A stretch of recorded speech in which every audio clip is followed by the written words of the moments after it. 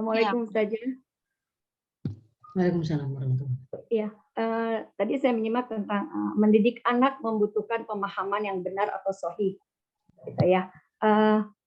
Bagaimana jika orang tua, artinya kan orang tua yang harus memahami benar ya anak-anak itu di usia berapa. Bagaimana dengan orang tua yang karena sesuatu hal, entah dia sakit atau dia bekerja, masa-masa orang tua harus memahami anak itu kan artinya berkurang. Kemudian anak kan bertambah dewasa.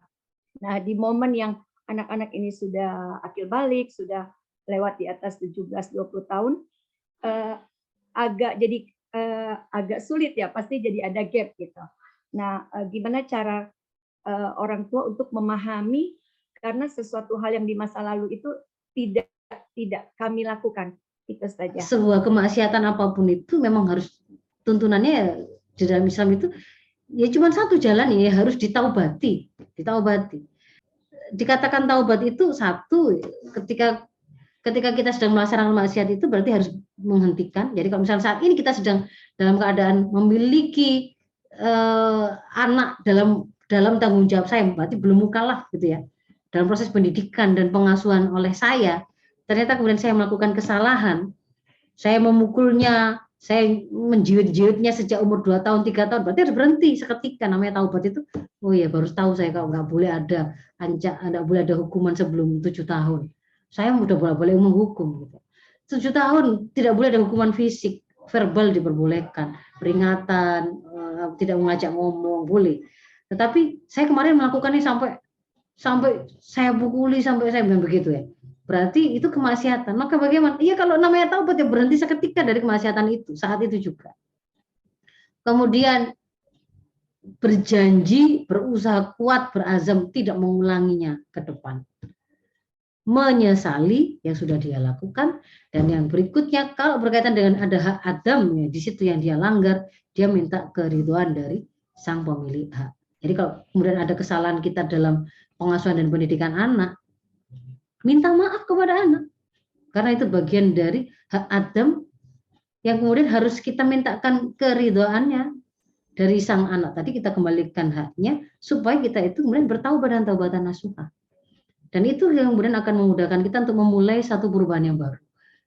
Karena kita sudah sampaikan kepada anak dengan jelas, ternyata yang kemarin Ibu lakukan begini itu salah, sebutkan kesalahannya, Ibu minta maaf, Ibu baru tahu, insya Allah ke depan tidak akan melakukan lagi seperti ini.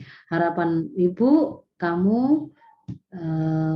juga bisa membantu Ibu untuk tetap melaksanakan kebaikan ini, kita saling mengingatkan, Ibu nggak akan marah-marah lagi, dan seterusnya itu disampaikan.